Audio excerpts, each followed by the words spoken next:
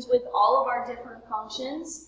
So let's look at how they apply here to log, natural log, log base b. Okay, so our first example is g of x is equal to the natural log of x plus 2. So we've got something happening inside the function. When I say inside the function, that means there's something else besides x that's being plugged into the natural log. We are plugging in x plus 2.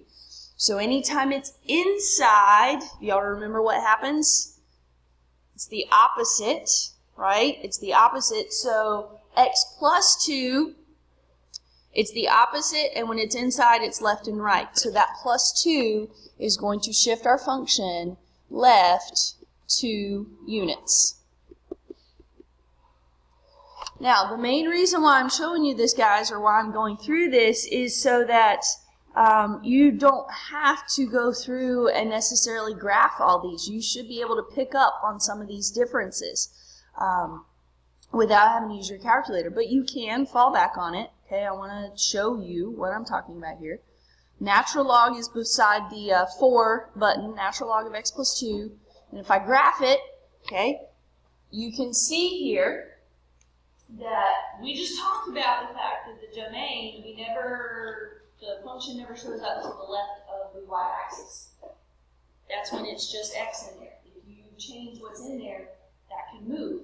So now, all of a sudden, our function is 2 units past to the left of the y-axis. So that's that left 2 units. Now, here's the example.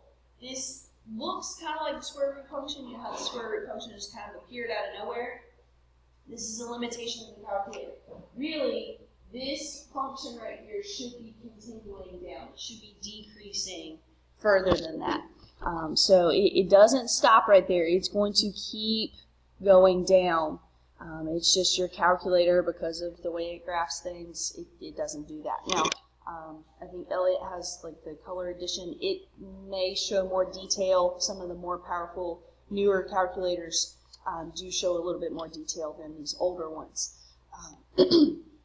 Anyways, all right, let's look at example B. H of x is equal to the log of 3 minus x. Now, I'm going to manipulate this just a little bit before I start talking about the transformations, and here's why. Because of that negative x. Okay, that negative x is going to mess with things. So I'm going to rewrite this. First of all, I'm going to change the order. Okay, I'm going to move the x to the front. So I'm going to rewrite that as the log of negative x plus 3. Okay, I haven't changed anything yet. I just changed the order. And then I'm going to factor out a negative 1. Okay, I'm going to factor out a negative 1. So what happens here is this minus 3 moves it right 3 units. And this negative 1 is going to reflect it across the y-axis.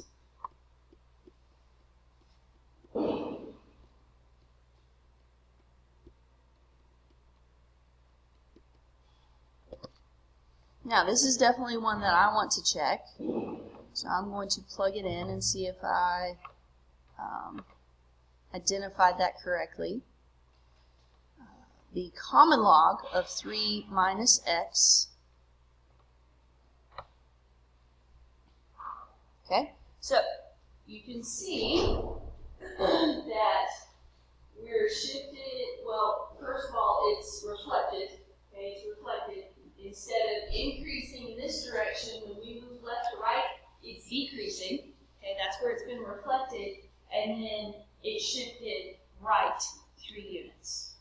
Okay, everybody see how that works there? See how it shows up in the equation? All right, j of x is equal to 3 times the natural log of x.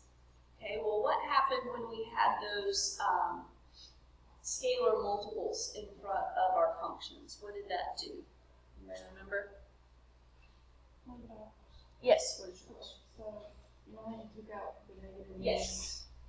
I understand that, but I see the negative x as it reflects it So Uh-huh. I would, I would just, I've done it like that, but I would reflect it off the y-axis and left to 3. But remember, anytime it's inside, it's the opposite. So if it's minus, it's going to be right. Like, I wouldn't have done Yeah, and I know, I know. That's why I purposefully picked an example like this. Whenever there's that negative and there's something else, you need to factor out the negative. Technically, it's all about the order. Okay, it's all about the order. If you left it right here in this first step, negative x plus 3, the plus 3 would move it left 3 units, and then the negative would reflect it, so you would still end up in the same place. It's all about the order. If you factor out the negative, you reflect first, and then shift right 3. You still end up in the same place. Does everybody see what I'm saying? Yeah, it would be. You would just have to be careful about the order.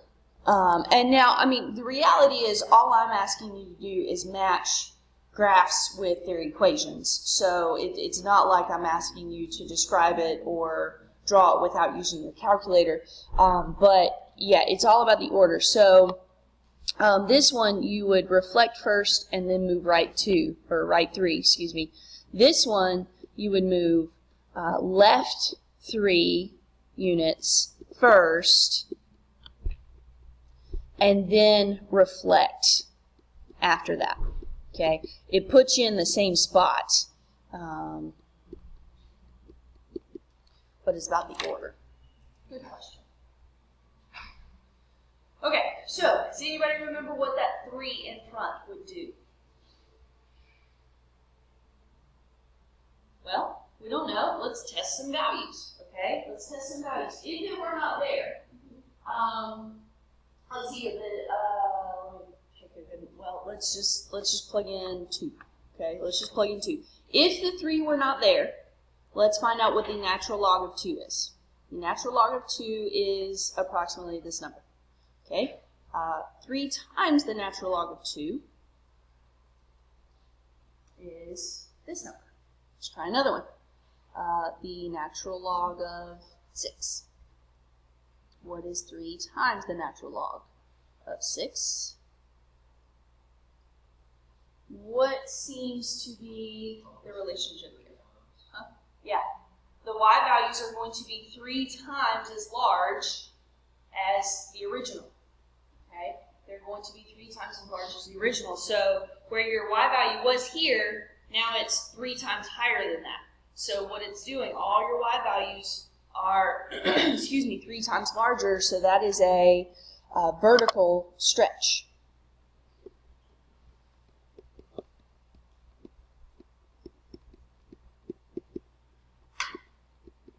By a factor of 3. So let me show you how those compare. I'm going to graph just the plain old natural log of x, and then I'm going to graph 3 natural log of x. And I'm going to graph it. There's the original, and there's the second one. Okay? Notice how it's 3 times taller. It stretches it out. And it even, it's a little harder to see, I could zoom in, but you can notice these values right here, they are more negative. Okay? They're bigger negative numbers down there when you're below the x-axis. All right, how about this one? 5 plus log base 3 of x. Now, don't worry about the base there, okay? I'm just getting you used to the notation. There is one thing that I'm going to do to this. I am just going to flip the order of this around. Okay, I'm going to put the log first and then put the plus 5 on the end. Now, that plus 5 is not inside the logarithm. It would be in parentheses if it were. It's outside the logarithm. So what did numbers being added or subtracted outside of our logarithm do? Or outside of any function do?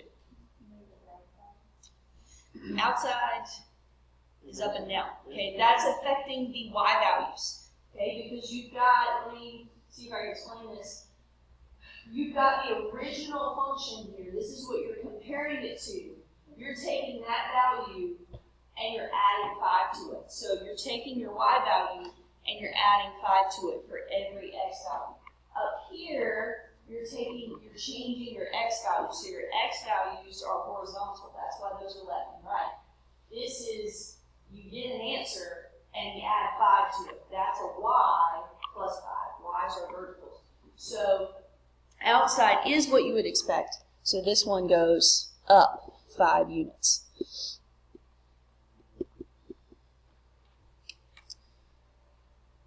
So instead of crossing at 1, 0, okay, typically your logarithms, the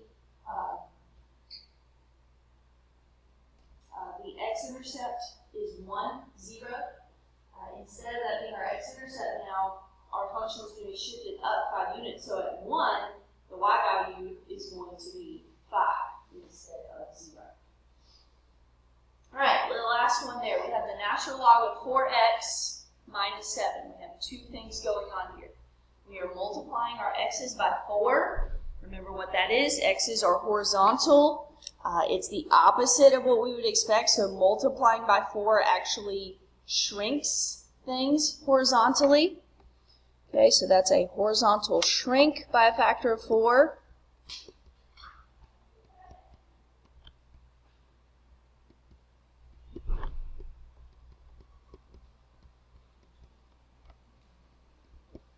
And the minus 7 shifts us down 7 units. Now, when we graph this, keep in mind, if you shrink things horizontally, what did we say? It's going to expand vertically, and then it's going to be shifted down. So I'm going to show you. Now, the reason why I didn't show you D was because most of your calculators don't allow you to change the base of the logarithm.